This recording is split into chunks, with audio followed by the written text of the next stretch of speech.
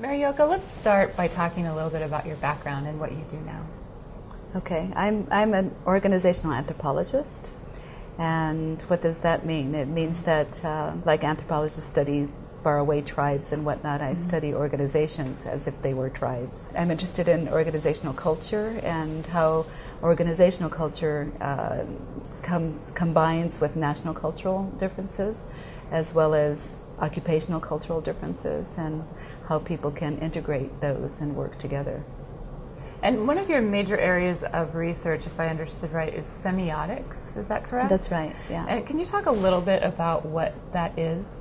Yeah, so semiotics is from functional linguistics, actually, and it's a study of the meaning of words and how when we use words, the articulation of the word is just one part of it. It's the signifier. But what goes along with it is the meaning of the word, which is the signified. And what's interesting to me, because my work is on cultures and cross-cultural communication in organizations, is how the semiotics of words change when you take them into new contexts. I can give you an example. Yes, please. For example, the word bonus. In many companies worldwide, English is the lingua franca, the main language that's used. And oftentimes managers think that if they're using an English word and the people that they're working with actually speak English, that they're communicating the signified with the signifier. But a very good example of how this often doesn't happen is the word bonus. The word bonus in English means you get paid for something extra. You get extra pay. And it usually is associated with having made more money or a certain percentage more than was expected. And you don't get the bonus if you haven't done that. In Japan, a bonus is an expected part of your pay. And you get paid a bonus twice a year, and that bonus is equal to 2 to 3 times your monthly salary. Oh, that's interesting. Yeah, and so if an American manager were to take away a Japanese person's bonus, right, it would violate the employment laws. Right. I had a similar situation when I worked in Germany. They called it, basically it was Urlaubsgeld, vacation money, but they did the same thing. But it was just expected built and you don't part. take it away. Right, right. There are a couple of use cases that you talk about in relation to this. Nokia and Walt Disney come to mind. Can you share those stories? Yeah, so that's also another example of how I work with linguistics and language. And I probably should clarify that language is interesting to an anthropologist because it's the most visible part of culture. But it's really just the tip of the iceberg. Underneath the artifact of language, there's values and assumptions. And so really what you can see and what's visible of culture is only 5%. And so there's a lot of ways in which communication can derail. And so with Nokia and Disney, what was interesting to me is that they represented two very different types of corporate languages that are spoken. And Nokians and other engineering type-based companies have very context-specific language. So the language that's developed and used, the acronyms and whatnot, they're very, acronyms are rampant in engineering cultures, and also just new neologisms, words that, like safari, or that just a lot of words that didn't exist before that now exist in engineering companies. But the problem with context-specific languages, like Nokia being one of these, is that they don't communicate to people outside of their organization. So the earlier failure of Nokia to get on the smartphone wagon was that they weren't able to communicate outside of their own context, and they weren't able to see ways in which they could collaborate with the smartphone makers and get outside of their own language, as it were. So having a context-specific language risks a kind of paralysis.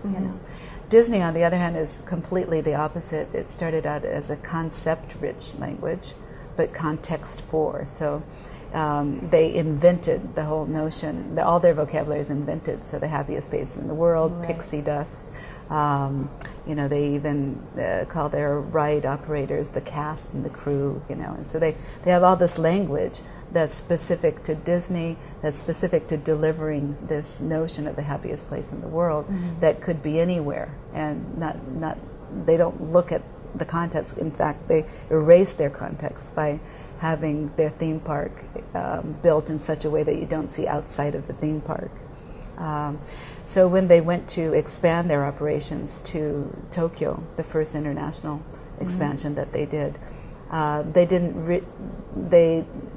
because they had been so successful in their first expansion to Orlando, they really felt like they had a winning formula in their conceptualization of what is the happiest place in the world.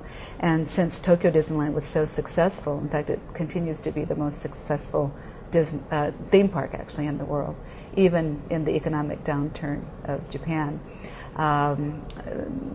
Disney just felt they had a winning business model. And so when they went to France, they didn't really worry about whether or not their concept design would fit France. They just felt like they had the right concept, and they were just worried more about the contract that they made with the French government, their venture partner, so that they wouldn't lose as much of their returns as they did with the Tokyo land company. Right. And so they concentrated on the financial arrangements and didn't look to see whether or not the French and the European context would accommodate them putting together a theme park that could deliver in their concept. And they really did poorly in France, and they're still recuperating from that loss. Right, well, that's interesting. And you've proposed something called ethnographic thinking as a possible solution to these cultural and language problems. Can you talk a little bit about what that is? Yeah, so ethnographic thinking is, it may sound a little bit like another buzzword like design thinking, but the difference is that, first of all, if you just take the word ethnograph, ethno means people and graph is documenting. So it's really documenting the day-to-day life of people. And you do so by observing what the people that you're interested in as an organization do. Anthropologists document the everyday life of Samoans or other different peoples in the parts of the world. What ethnographic thinking does in organizations is you document, for example, how the user lives with the product or the service or that you're engaged in making. And so rather than pushing a product onto the consumer, you think about, okay, how is the consumer going to engage with the product? And you do much more of a deeper dive into the day-to-day life. And then you would design whatever it is your service, your product is, to fit in with the everyday life of the consumer, going much deeper into understanding their context. Yeah. So one of a lot of the consulting work that you do is with company leaders. What kinds of advice do you give corporate leaders who are attempting maybe to make, changes to their culture internally, or even those trying to embark on a significant cultural shift?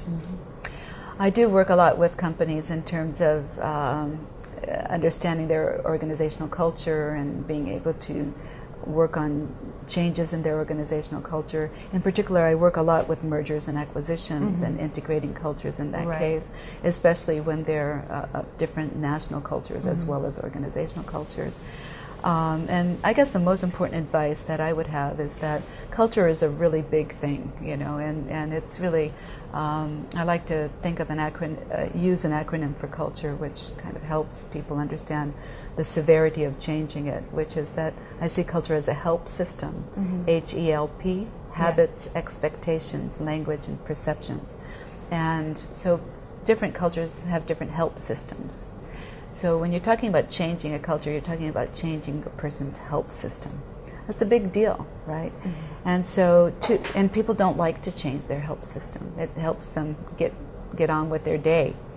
And so I think what's really important to keep in mind with understanding culture and understanding shifts in culture is that you need to make sure that you're targeting the change appropriately to the appropriate group of people. So it depends on what the task at hand that the people, the group that you're thinking of helping to change is involved with. So, for example, if you're co-specializing, so if there's a partnership that's about co-specialization, I was talking earlier about, for example, Airbus. Airbus was a collaboration between 3 different countries, France, Germany, and England, on making an airplane. And the English made the wings, and the French made the electronic console, and the Germans made the fuselage. And they didn't really need to know how to do each of those things because they made them separately. Right. So for that, the French didn't have to become German and the Germans English. You know, they didn't really need to learn about each other's national cultural help systems. They really didn't even need to synchronize their organizational cultures. They just needed to make the separate parts and bring them together and put them together. So in that regard, you don't have to have a cultural shift, even though you're having a merger of 3 different organizations from 3 different countries.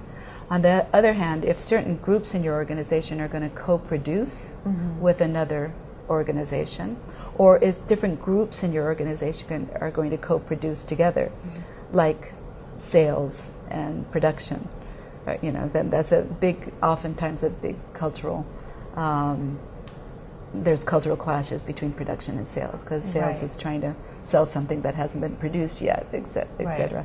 So there has to be synchronization, and so there has to be some kind of a compromise, some kind of an understanding of one way to work, one help system for sales and production. On the other hand, if you're thinking about co-learning and innovating, then you have to have some that's the most important, to have a complete culture shift. So those people that are going to co-create then will need to have a very shared culture that would take a longer amount of time to get to. And how do companies go about that? Do they do sort of, like a foreign exchange student? I've been imagining this in my head, like how would you address that particular challenge? When you're actually changing your culture completely. Right, when you need everybody to be on the same. Yeah. So, I mean, what I do with companies is do a cultural audit, the gap analysis, where is it that you want to get to and where are you now? And then you bring people along. And mainly, it's very important that everyone sees the reason for the change and understands kind of why that's important and what else has changed so that they need to change. Right.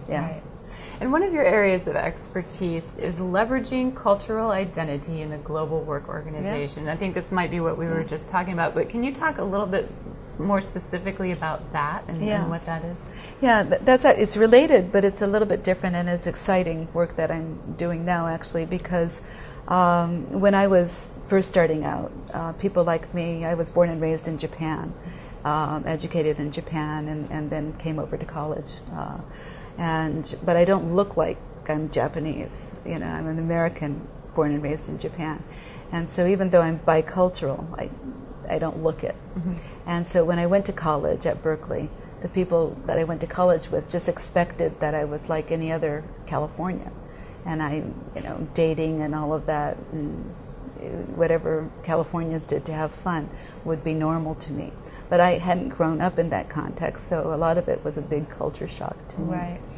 Now more and more people like me are the new demographic in the workforce. So we have more and more people who are bicultural and more people who are multicultural in the workforce. And what's interesting is that the people who hire them, neither the people who hire them nor the people themselves know what kind of skill sets they bring to an organization.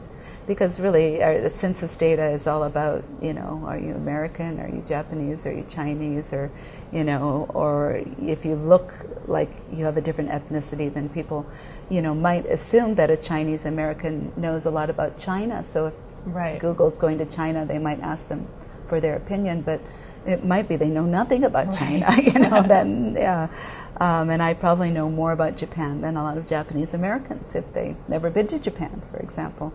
So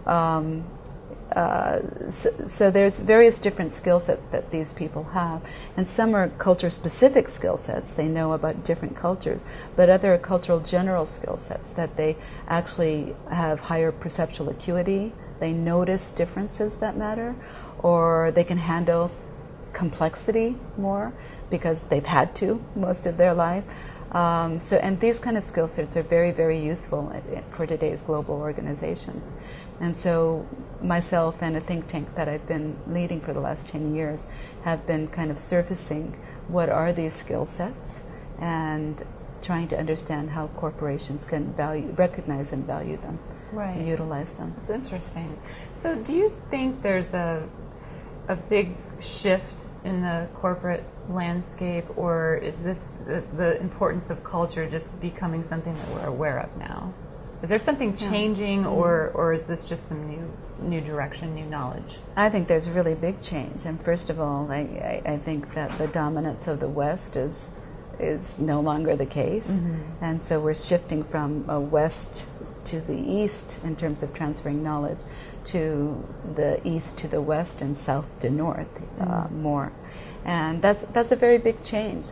These are countries, both the South, and when we talk about Latin America and when we talk about Asia, we're talking about collectivist societies. Mm-hmm. Societies that are very, very different than our own in the West.